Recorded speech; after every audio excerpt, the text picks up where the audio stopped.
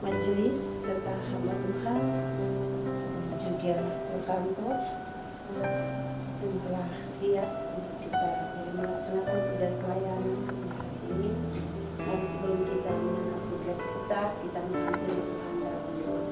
Kita berdoa. Tuhan Allah Bapa di dalam kerajaan surga, Allah yang kudus, Allah yang mulia, Allah yang kami sembah dan puji di dalam Tuhan kami Yesus Kristus, Putra Natal. Di saat pagi yang indah ini Tuhan,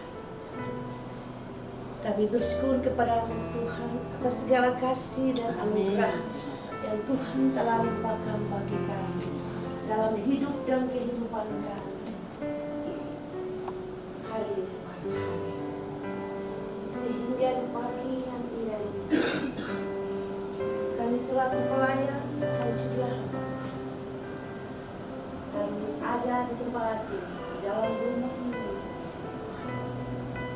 Kami akan mengangkat tugas pelayanan.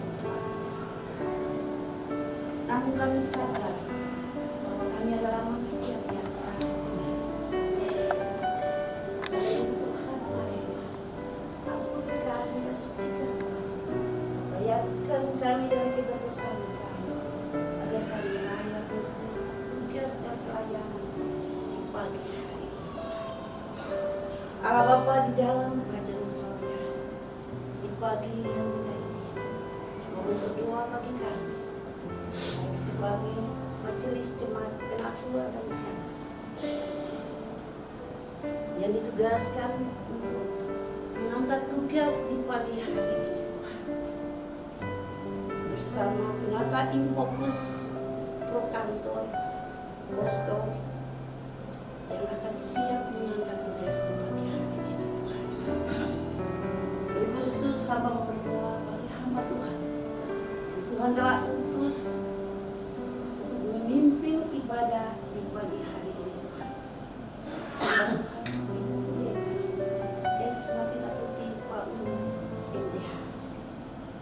Memberikan kekuatan kemampuan bagi hamba, tapi dia lewat kuasa Roh Kudus Tuhan, agar dia boleh memimpin ibadah di pagi hari ini, bahkan memberitakan kebenaran firman Tuhan, agar firman itu Tuhan Allah Bapa di dalam kerajaan surga. Inilah kami dari seluruh kehidupan kami. Sekali lagi Tuhan, ampuni kami dan layakan kami di dalam nama Tuhan kami Yesus Kristus Sang Putra Natal, di dalam nama kuasa Roh Kudus dan di dalam tuntunan Roh Allah yang kudus kami berdoa. Haleluya Tuhan. Amin. Amin.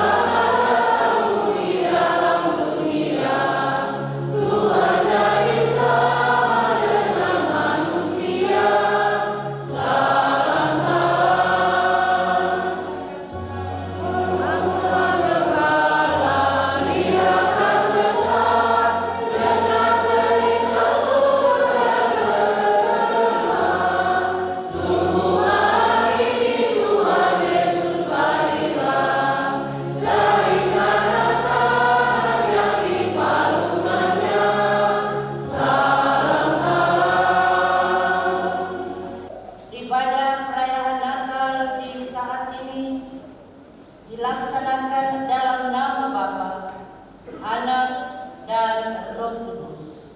Amin. Kasih karunia dari Allah Bapa, firman yang telah menjadi manusia, menyertai jemaat sekalian. Kita akan membaca dan merenungkan bagian firman Tuhan. Bagian pembacaan firman Lukas pasalnya yang kedua, ayatnya yang pertama sampai ayatnya yang ke-20. Lukas pasalnya yang kedua, ayatnya yang pertama sampai ayatnya yang ke-20.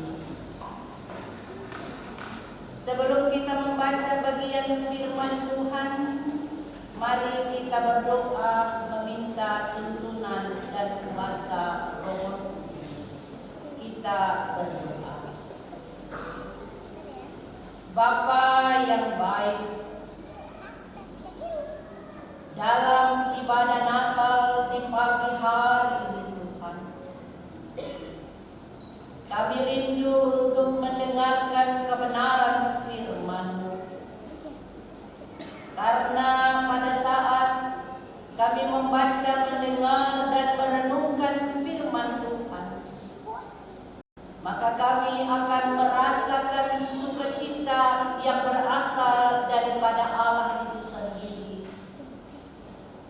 Pada saat kami merenungkan firman kebenaran, maka hidup kami akan tertuntun oleh kebenaran firman itu sendiri. Dan dalam mengerti, memahami firman Tuhan ini, kami tidak akan mampu kalau kami mengusahakan dan mau mengandalkan kekuatan dan pengertian kami sendiri. Oleh karena itu kami mohon Tuhan, Engkau yang punya firman ini, Roh Kudus mengartikan firman ini, Roh Kudus memberikan kami hati pikiran yang fokus untuk kami membaca, merenungkan, dan Roh Kudus akan memampukan kami dapat mempraktekkan firman Tuhan dalam hidup kami hari lepas hari. Dalam nama Tuhan Yesus Kristus kami sudah berdoa. Amin. Injil Lukas pasal 2 ayat 1 sampai ayatnya yang ke-20. Lembaga Alkitab Indonesia memberikan tema kelahiran Yesus. Ayat 1 dan seterusnya. Pada waktu itu Kaisar Agustus mengeluarkan suatu perintah, menyuruh mendaftarkan semua orang di seluruh dunia. Inilah pendaftaran yang pertama kali diadakan sewaktu Quirinius menjadi wali negeri di Syria. Maka pergilah semua orang mendaftarkan diri masing-masing di kotanya sendiri. Demikian juga Yusuf pergi dari kota Nazaret ke Galilea, ke Yudea, ke kota Daud yang bernama Bethlehem, karena ia berasal dari keluarga dan keturunan Daud, supaya didaftarkan bersama-sama dengan Maria tunangannya yang sedang mengandung. Ketika mereka di situ, tibalah waktunya bagi Maria untuk bersalin, dan ia melahirkan seorang anak laki-laki, anaknya yang sulung, lalu dibungkusnya dengan lampin dan dibaringkannya di dalam palungan, karena tidak ada tempat bagi mereka di rumah penginapan. Gembala-gembala. Di daerah itu ada gembala-gembala yang tinggal di padang menjaga kawanan ternak mereka pada waktu malam. Tiba-tiba berdirilah seorang malaikat Tuhan di dekat mereka, dan kemuliaan Tuhan bersinar meliputi mereka, dan mereka sangat ketakutan. Lalu kata malaikat itu kepada mereka, "Jangan takut, sebab sesungguhnya aku memberitakan kepadamu kesukaan besar untuk seluruh bangsa. Hari ini telah lahir bagimu juru selamat, yaitu Kristus Tuhan di kota Daud. Dan inilah tandanya bagimu, kamu akan menjumpai seorang bayi dibungkus dengan lampin dan terbaring di dalam palungan." Dan tiba-tiba tampaklah bersama-sama dengan malaikat itu sejumlah besar bala tentara sorga yang memuji Allah. Katanya, "Kemuliaan bagi Allah di tempat yang maha tinggi, dan damai sejahtera di bumi di antara manusia yang berkenan kepadanya." Setelah malaikat-malaikat itu meninggalkan mereka dan kembali ke sorga, gembala-gembala itu berkata seorang kepada yang lain, "Marilah kita pergi ke Bethlehem untuk melihat apa yang terjadi di sana seperti yang diberitahukan Tuhan kepada kita.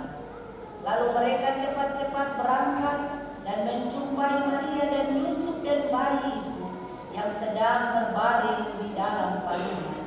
Dan ketika mereka melihatnya, mereka memberitahukan apa yang telah dikatakan kepada mereka tentang anak itu.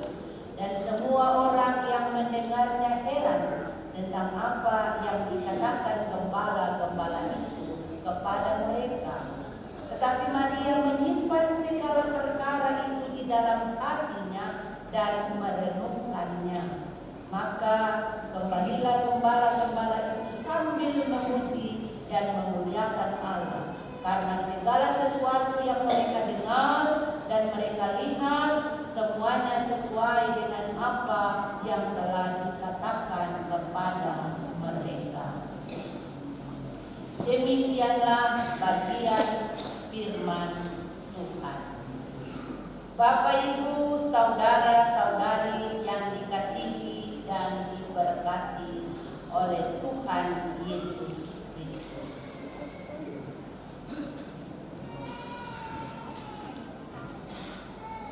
Kira-kira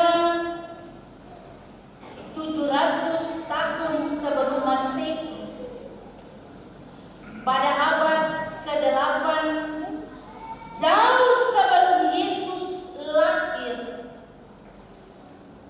Nabi Yesaya sudah menyampaikan bahwa seorang penyelamat akan datang untuk menebus dosa manusia.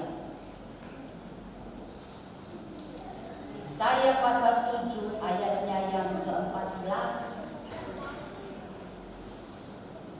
Bagian firman Tuhan Lukas pasalnya yang kedua, ayat 1 sampai ayatnya yang ke-20, tema berbunyi bala tentara sorga memuji Allah. Bapak Ibu yang dikasihi dan diberkati Tuhan, saya percaya bahwa tadi malam Natal di Jemaat Efata dari rayon 1 rumah pertama sampai rayon 4 rumah terakhir, pada jam 12 atau dari jam 11 sampai jam 12, semua rumah-rumah jemaat ada dalam persekutuan dengan Tuhan, memuji, menyembah Tuhan, berdoa, bersyukur kepada Tuhan. Kenapa demikian, Bapak Ibu Saudara? Karena menyadari kasih Allah yang begitu besar dalam seluruh kehidupan kita. Kita masih diizinkan Tuhan ada di tahun 2024 ini dalam perayaan Natal Kristus. Bangga karena pada saat kita ada dalam suasana Natal, maka ada damai sejahtera, ada saling pelukan, saling memaafkan antara satu dengan yang lain. Dan perasaan sukacita itu terbawa hingga pada saat kita ada di rumah Tuhan di saat ini. Amin, Bapak Ibu. Oleh karena itu, kasih tangan di sebelah kiri kanan, katakan selamat Natal. Tuhan Yesus memberkati.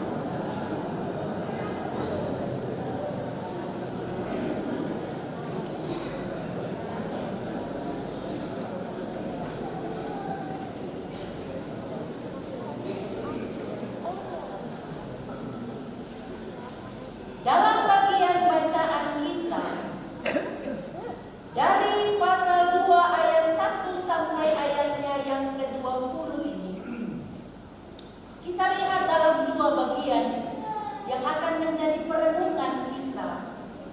Bagian yang pertama itu pada ayatnya yang pertama sampai ayatnya yang ke-7. Ayat pertama sampai ayatnya yang ke-7 itu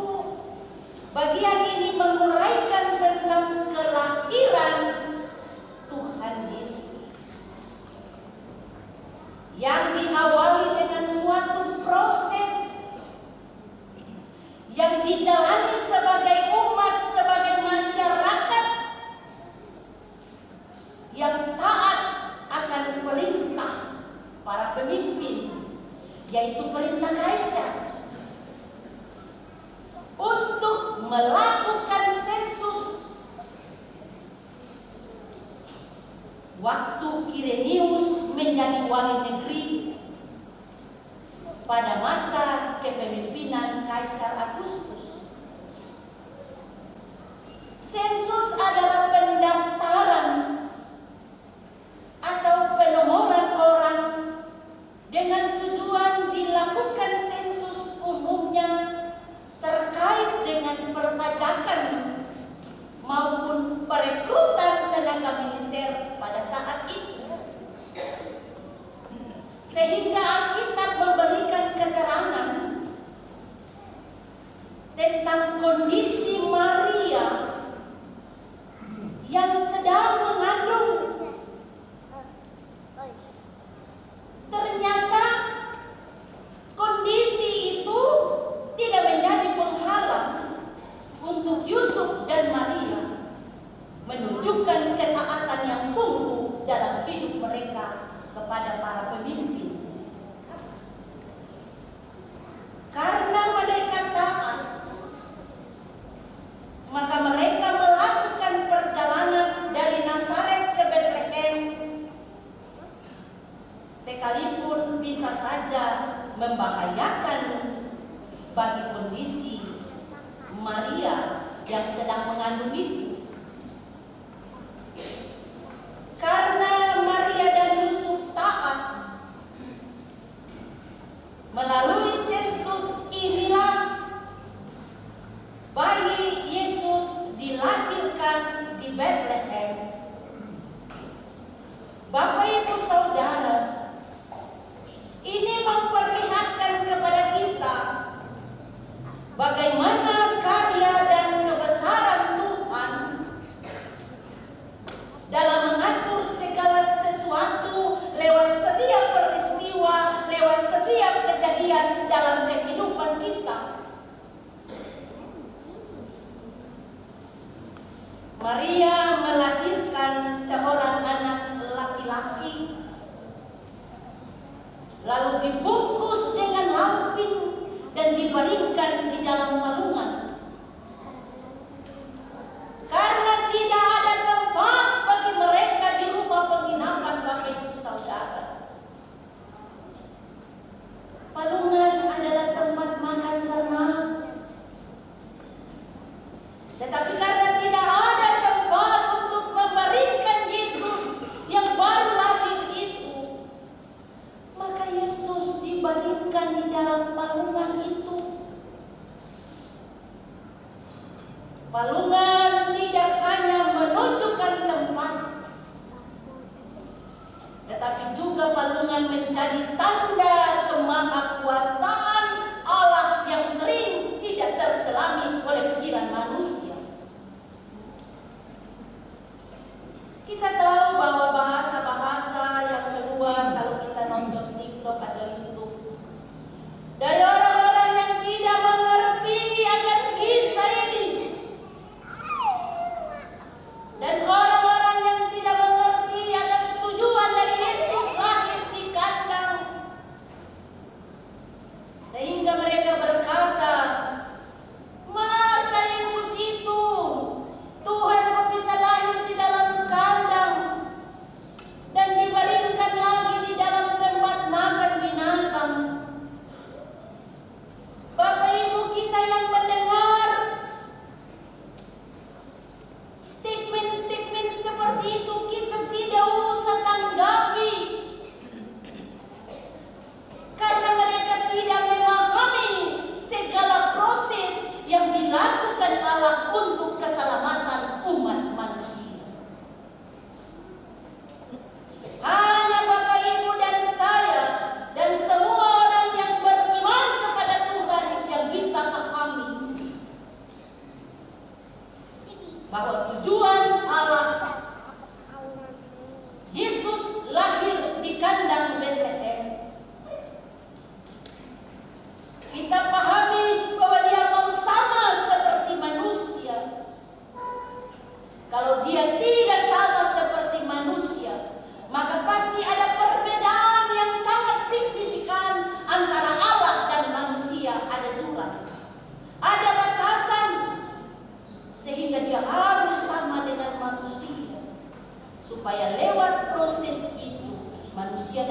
menerima kehadiran Allah di dalam Yesus Kristus.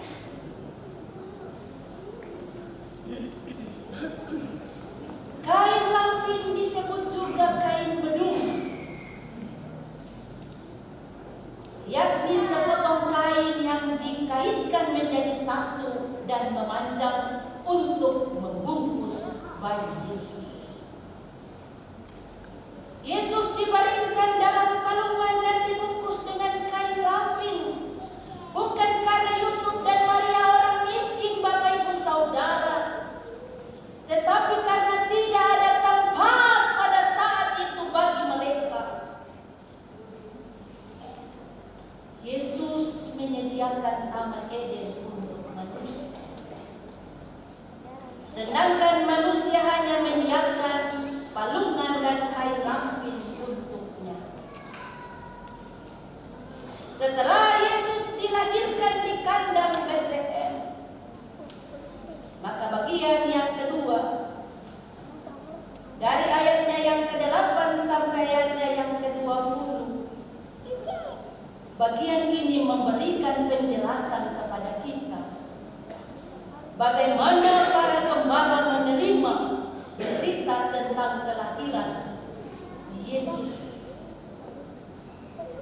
Di saat para gembala sedang bertugas menjaga ternak gembalaan mereka pada malam hari, tiba-tiba berdirilah seorang malaikat Tuhan di dekat mereka, dan kemuliaan Tuhan bersinar meliputi mereka, dan Alkitab memberikan penjelasan bahwa mereka sangat-sangat ketakutan.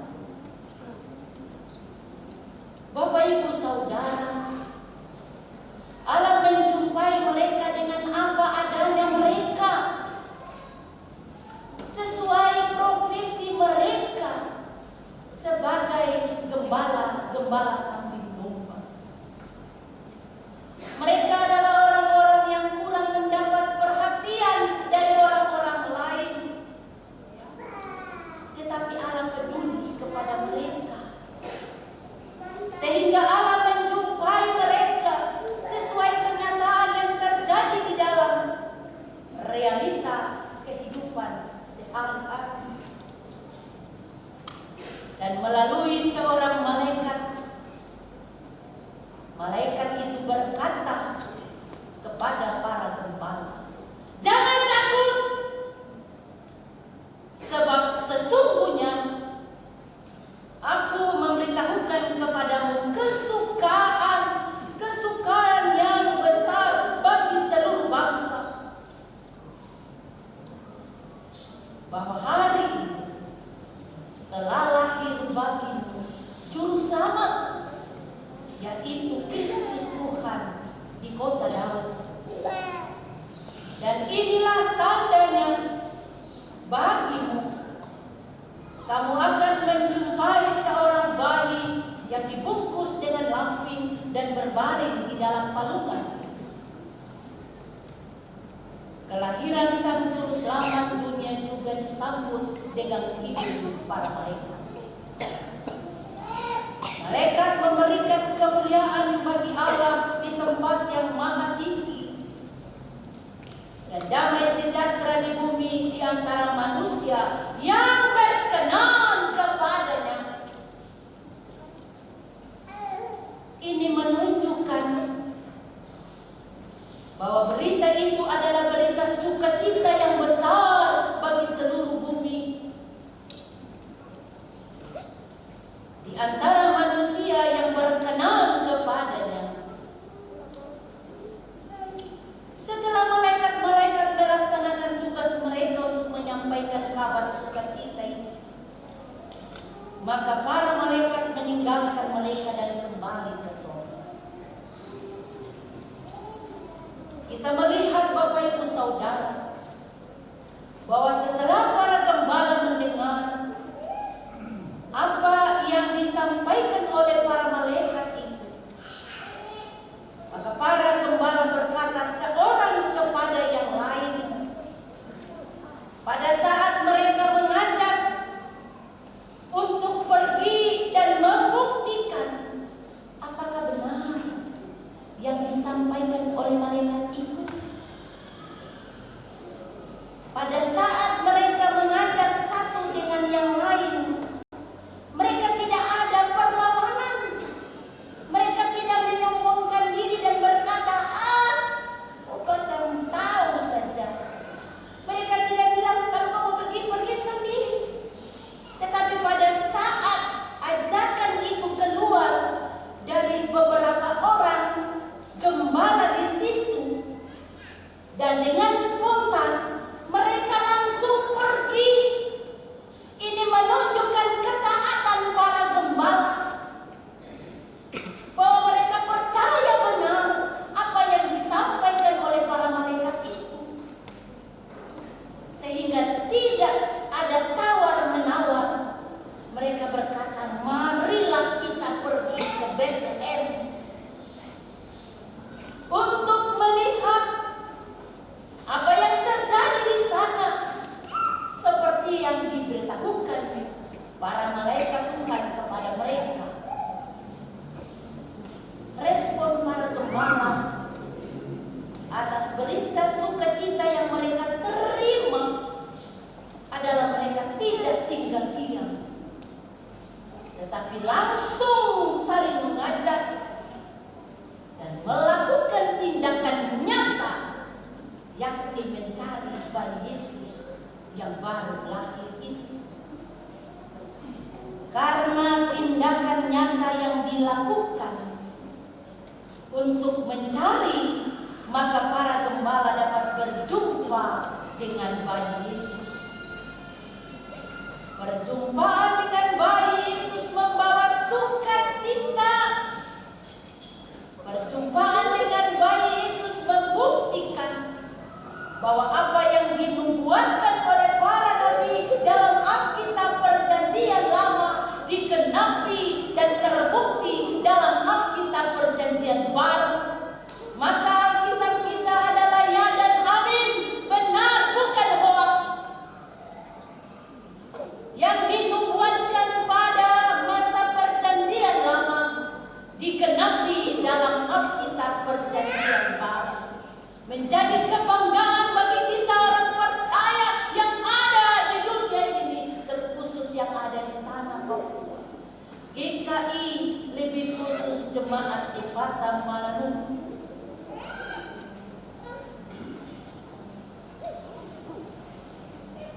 Sehingga kita tidak perlu bertanya-tanya, kita tidak perlu bertawar-tawar hati, tetapi kita adalah gembala-gembala yang dipakai oleh Allah untuk pergi memberitakan, untuk pergi mewartakan kebenaran yang terjadi, bahwa Yesus yang dinubuatkan oleh para nabi, baik dari Nabi Yesaya, Nabi Mika, tergenapi pada Alkitab Perjanjian Baru yang disaksikan, yang dituangkan dalam kitab Injil.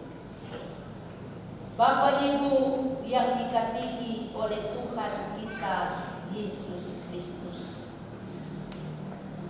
makna firman Tuhan bagi kita dalam ibadah Natal 25 Desember tahun 2024 ini, kita harus bersyukur karena Yesus lahir membawa damai sejahtera, bukan saja untuk kita, tetapi bagi dunia, bukan saja untuk umat Kristen, tetapi semua umat yang ada di dunia ini.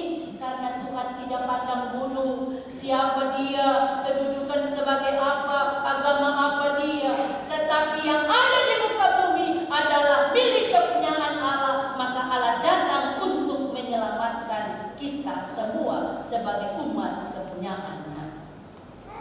Kita bersukacita karena kita adalah umat yang dikasihi Allah, sehingga Ia memberikan Yesus lahir untuk memberikan Bapak Ibu dan saya keselamatan dan hidup yang kekal. Dan kelahirannya memberikan rasa sukacita, rasa damai sejahtera. Damai itu harus dimiliki secara pribadi dulu. Kita tidak bisa membagi damai itu kepada orang lain apabila kita sendiri tidak merasakan damai dan sukacita itu. Itu mustahil kalau kita bisa memberikan damai kepada orang padahal kita sendiri tidak ada damai. Jadi kita harus berdamai dengan diri kita sendiri, baru kita bisa berdamai dengan orang lain. Amin Bapak Ibu. Dalam sukacita Natal ini tidak boleh lagi ada saling baku marah. Kalau mungkin hubungan antara mertua dan menantu, ada lain senang lain, ada lain tidak suka lain. Mari berdamai. Mari baku baik, baku sayang sudah. Karena Tuhan Dia tidak memperhitungkan kita kesalahan, tapi Dia datang untuk menghapuskan kesalahan kita itu. Maka mari kita berdamai dengan semua orang. Karena pada saat kita berdamai dengan diri kita, sudah tentu keluarga kita akan merasakan damai itu dan ada imbas keluar. Orang melihat keluarga kita yang penuh dengan damai dan sukacita, orang akan berkata, luar biasa Allah yang Dia sembah. Luar biasa orang Kristen hidup dalam damai dan sukacita, membuktikan dalam praktek hidup setiap hari, bukan dengan kata-kata, tapi Tuhan tunjukkan bukti dengan tindakan yang nyata. Maka kita belajar dari Maria dan Yusuf yang taat kepada pimpinan dan gembala, yang begitu cepat meresponi apa yang mereka dengar tentang berita sukacita, berita kelahiran Yesus. Maka sebagai umat yang percaya kepada Allah, kita dituntut untuk mencerminkan semangat sukacita Natal. Kita dituntut untuk mencerminkan damai sejahtera Natal dalam kehidupan secara pribadi, keluarga, persekutuan, di mana kita berkarya, dan juga dalam persekutuan sosial lainnya. Firman Tuhan menginspirasi kita sebagai umat untuk menyambut kelahiran Kristus dengan hati yang terbuka dan penuh sukacita. Hati yang terbuka dan penuh sukacita untuk menjadi saksi Kristus dalam seluruh totalitas hidup kita. Sehingga tema kita, marilah sekarang kita pergi ke BTM, tema sentral PGI. Subtema merupakan rohnya jemaat Ifata.